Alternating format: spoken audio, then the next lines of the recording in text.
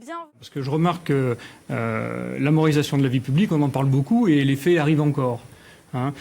Donc c'est cette volonté qui compte, parce que bien sûr qu'on est, pour ceux qui sont condamnés pour des faits de corruption, on est pour l'inéligibilité à vie, bien sûr. Mais il n'y aura pas que ça d'ailleurs. Hein. On pourra parler aussi des élus qui ne tiennent pas leur parole, qui s'engagent et qui finalement font autre chose que ce qu'ils avaient promis de faire. Ça aussi, c'est une sorte de morisation de la vie publique. Il faudra, nous on est pour des comités citoyens qui pourront révoquer les élus qui ne tiennent pas leur parole. Et je pense que ça, c'est un signe fort à donner aux gens pour les ramener au vote.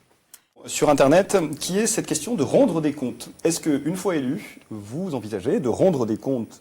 Et de quelle manière? Dans quelle mesure? C'est une question d'Aimé Gorce d'Ursay.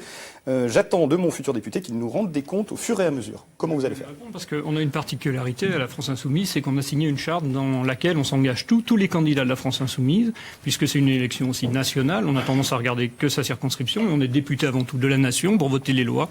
Eh bien, tous les députés investis par la France Insoumise ont signé une charte sur laquelle ils s'engagent à rendre des comptes au moins une fois par an à leurs électeurs par écrit, et 2 réunions publiques, une dans leur circonscription et une à l'extérieur. On va parler de choses très concrètes. On va parler des services publics de proximité. Il y a quand même une statistique qui montre que vous avez plus de 50% des jeunes médecins qui ne veulent pas travailler en médecine libérale, mais en médecine salariale. Donc moi, ce que je propose, c'est...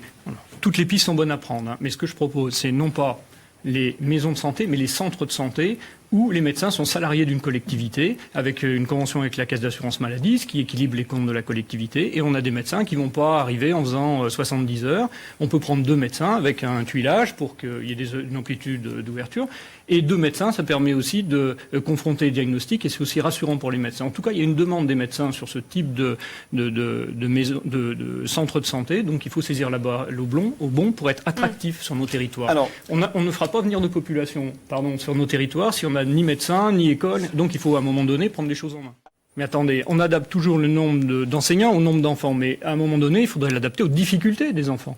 Et finalement, ces petites écoles rurales où il y a moins d'enfants, eh bien, les enseignants rencontrent de meilleures conditions de travail et l'enseignement, il n'y a que de meilleure qualité, on devrait s'en féliciter.